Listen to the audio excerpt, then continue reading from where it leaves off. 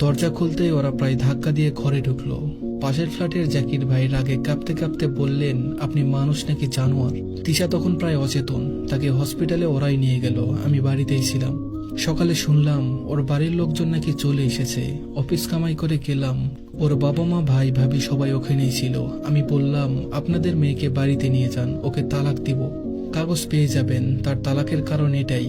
এই বলে রিপোর্টগুলো ওনাদের সামনে রাখলাম। ওর ভাবি বলল, তুই কি তালাক দিবি রে?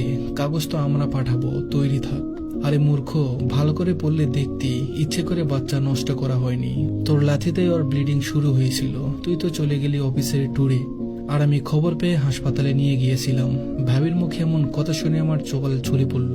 ব্যাপারটা গোপনই ছিল, কারণ আমার ননদ চায়নি ওর সংসার ভাঙুক, এমনকি মা বাবা ওর ভাই পর্যন্ত জানে না। এমন সময় পুলিশ এসে উপস্থিত। নারী নির্যাতন মামলায় আমাকে ধরে নিয়ে যাওয়া হলো।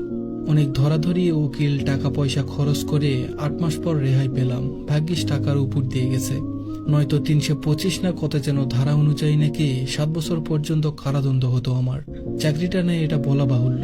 নিজের গ্রামে ফিরে গেলাম, সময় কাটে না। সেই বাল্যবন্ধু আজাদ যে বলেছিল বউ পায়ের জুতো, তার বাড়িতে গেলাম একদিন। আমাকে দেখেই সে বলল, আরে দোস্ত কেমন আছিস, আয় আয়। আমি ভিতরে ঢুকলাম, সুন্দর সাজানো ঘর। সে তার বউকে বলল, এই রিমি দেখো কে এসেছে। ওর বউ বলল, আরে রিয়াদ ভাই, আপনি এতদিন পর?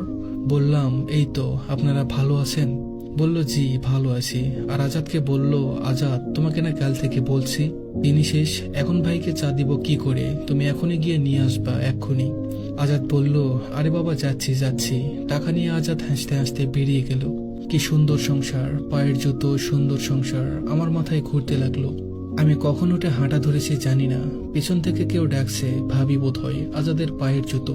এরপর বাড়ি থেকে অনেক মেয়ে দেখা হলো আমার জন্য। সবাই খোঁজখবর নিয়ে ফিরে যায়, আর চেষ্টা করে লাভ নেই, তাই ঢাকায় ফিরে এলাম।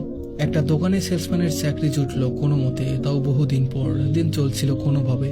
একদিন জ্যামে গাড়িতে বসে থাকা অবস্থায় তিশাকে দেখলাম। আকাশি রঙের সালোয়ার কামিজে ওকে যেন পরীর মতো লাগছে। পাশের ছেলেটা সম্ভবত ওর স্বামী। আমি রাস্তা পার না হয়ে কিছুক্ষণ দাঁড়িয়ে থাকলাম। দুজন খুব হাসছে আর বারবার পিছনে ফিরে কি যেন বলছে। আমার দৃষ্টি গেল পিছনের সিটে। একটু এগিয়ে গেলাম। দুটি ফুটফুটে যমজ গোলাপ কলির মতো মেয়ে। মায়ের আদল পুরোটাই পেয়েছে। আহ, এই মেয়ে দুটো আমার হলেও হতে পারত। জ্যাম ছেড়ে দিয়েছে। গাড়ির দিকে তাকিয়ে থাকলাম। বিড়বিড় করে বললাম, পায়ের জুতো, পায়ের জুতো।